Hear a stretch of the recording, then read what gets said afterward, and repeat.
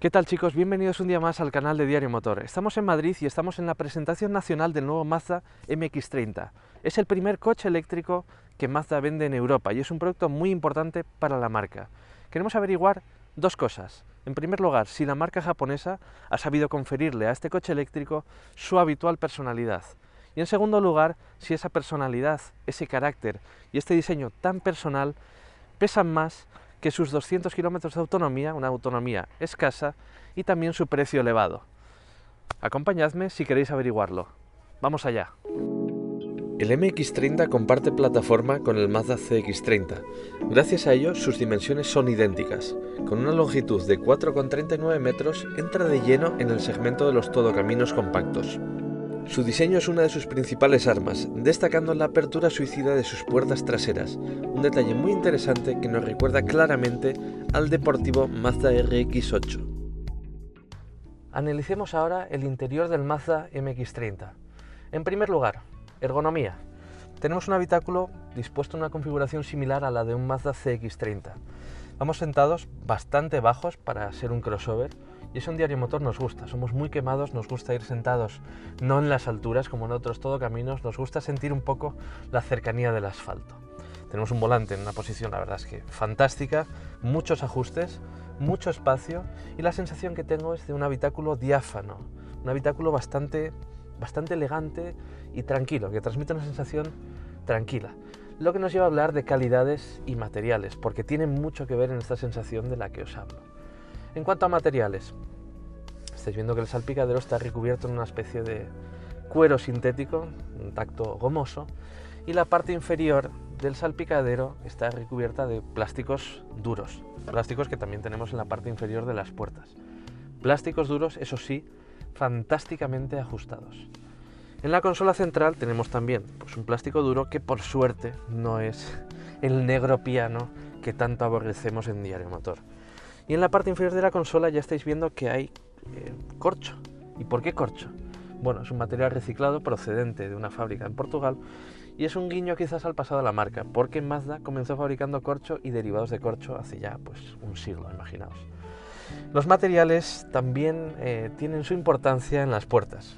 Ya estáis viendo que en la parte superior tenemos este textil de color gris que está construido a partir de botellas de plástico recicladas. Y en estos asientos de tela tan bonitos, con este tacto tan moderno, tenemos tela por una parte y luego el cuero no es cuero, es cuero vegano. Es un cuero en el que no se han sacrificado animales. Por tanto, es un guiño un poco a ese espíritu eco-friendly de este coche.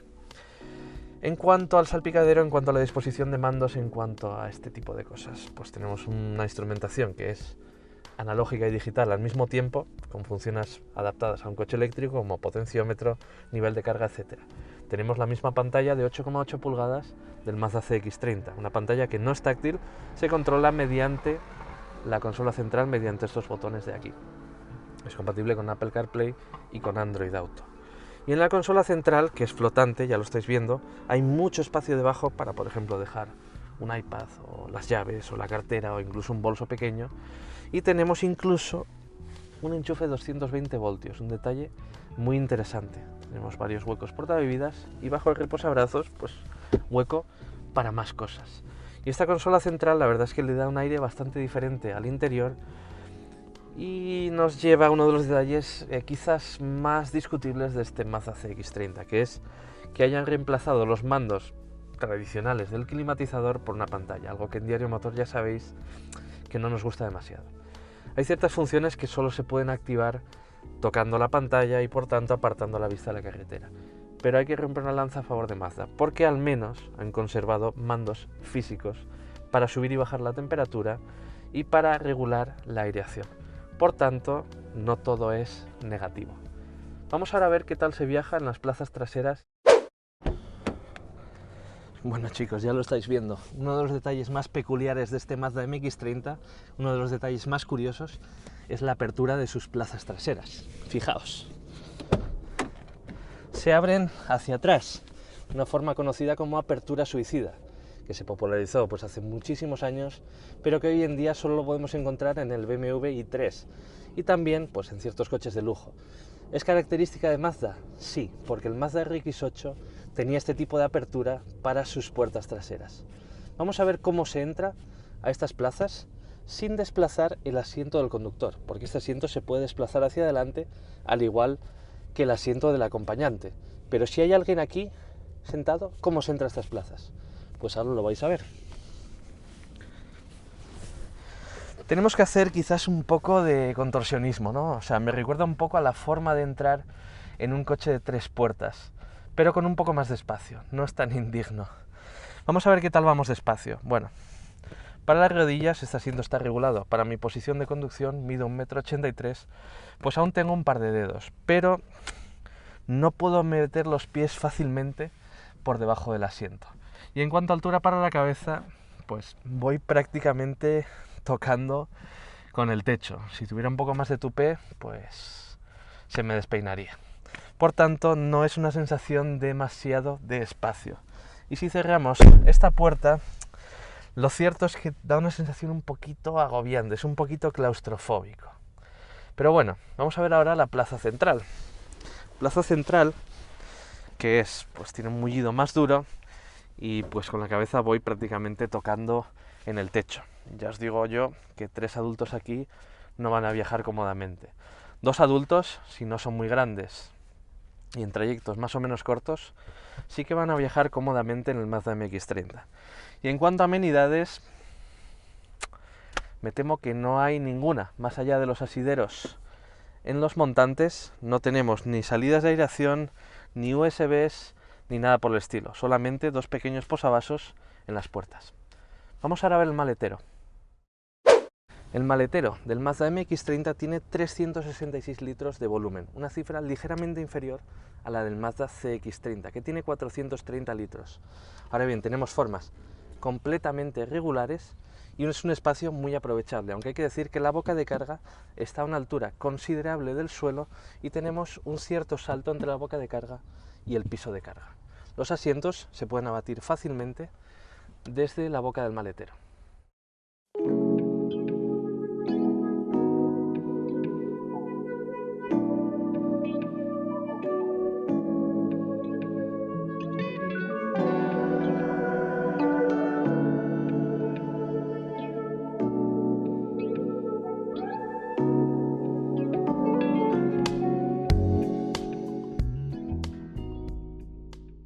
Bueno chicos, ya estamos al volante del Mazda MX-30 y antes de hablaros de impresiones puras y duras de conducción, tenemos que hablar un poco de su configuración mecánica y de su razón de ser. En primer lugar tenéis que saber que este coche tiene un motor eléctrico delantero que tiene 145 caballos de potencia y 271 Nm de par máximo. Hace el 0 a 100 en 9,7 segundos, una cifra simplemente correcta, y tiene la velocidad máxima limitada a 140 km por hora. Una velocidad pues realmente suficiente para que no tengamos la tentación de perder puntos del carné. En cuanto a su batería, este es quizás el punto clave de este Mazda MX-30. Tiene solamente 35,5 kWh de capacidad. Con esta batería, el coche tiene 200 km de autonomía media según el ciclo WLTP. No es una gran autonomía, no lo es. Un coche como el Peugeot E2008 tiene 300 km de autonomía. Por tanto, ¿por qué? Quizás es la pregunta. Lo que Mazda nos ha dicho es que en este coche se ha buscado minimizar la huella medioambiental de fabricación. Por tanto, se ha optado por una batería de menores dimensiones que exija, pues lógicamente, menos CO2 para su fabricación. En segundo lugar, otra ventaja de una batería pequeña es que al final es más ligera. Esta batería pesa poco más de 300 kilos.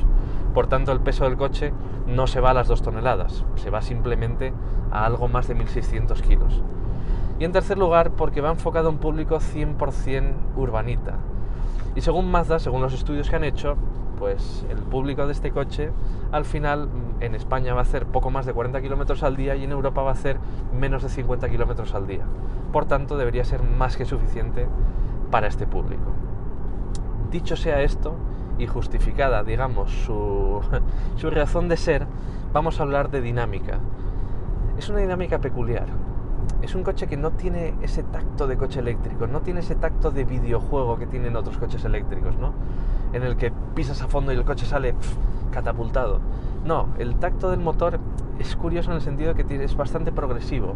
Imita un poco el comportamiento de un motor de combustión interna. Por tanto, la verdad es que es una experiencia refrescante como coche eléctrico. obviamente es un coche pues con patada, ¿no? Evidentemente, pero no tiene esa mega patada inicial que tienen otros coches eléctricos. Bueno, es una forma de hacer coches eléctricos. En segundo lugar, lo que me ha gustado mucho es el tacto de conducción puro y duro del coche. Tenemos una dirección muy comunicativa, muy precisa y tan buena como las direcciones que sabe Mazda hacer. Y después también tenemos una suspensión que mantiene un muy buen equilibrio entre confort y deportividad. Sé que suena a cliché, y es un poco un cliché que decimos los periodistas del motor, pero la verdad es que es verdad. Es un coche que en curvas se sujeta muy bien, apoya con firmeza, no se descoloca, pero al mismo tiempo mima al pasaje. Es un coche con el que nos podemos divertir en una carretera de curvas y en el que podemos llevar cómodamente a los niños al colegio. Otro detalle importante es que la verdad es que la homologación de consumo se corresponde bastante con la realidad. En mi caso he realizado un recorrido pues bastante típico, pues por rondas de circunvalación, algo de ciudad, y al final, como en las grabaciones siempre vamos con prisa, pues no he mirado mucho por la eficiencia.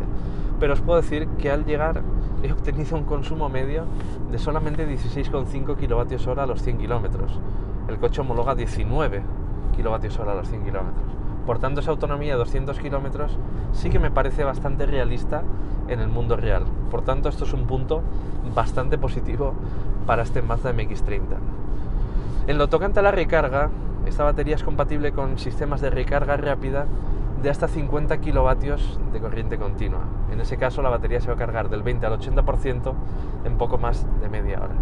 No obstante, ya sabéis, si tenéis un coche eléctrico como este, lo más sensato es que instaléis un wallbox en casa, que carguéis a una potencia que no dispare vuestra factura eléctrica por encima de las nubes y os haga accionistas de Iberdrola o de Endesa, y por tanto mantengáis el coche cargado con una potencia más bien modesta durante toda la noche. Es un coche que hay que cargar, lógicamente, a diario.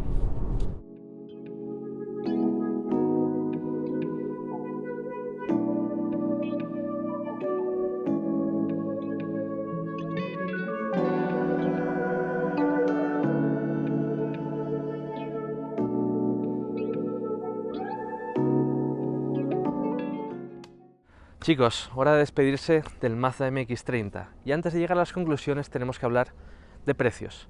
Este Mazda MX-30 arranca en 33.165 euros, en los que se incluye un descuento comercial y un wallbox de forma gratuita.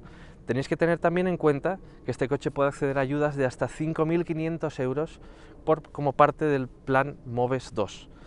Sabiendo esto, sí, es un coche que tiene una autonomía más bien escasa, un precio más bien alto, pero tenéis que tener en cuenta que es un coche que compite no contra el Kia Niro, no contra el Peugeot E2008, sino más bien contra el Honda E, o contra el BMW i3, o contra el Mini Cooper eléctrico.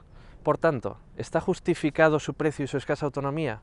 En mi opinión, sí, porque es un coche concebido fundamentalmente para entornos urbanos con un enfoque más bien premium y tiene una personalidad arrolladora, ya estáis viendo sus puertas, tiene una dinámica que nos ha convencido mucho y por tanto es un coche con mucho carácter, es un buen coche eléctrico.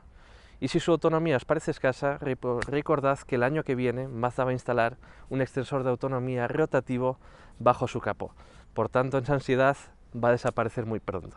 Si os ha gustado este vídeo, dejadnos el pulgar arriba, suscribíos al canal de Diario Motor y nos vemos en otra prueba.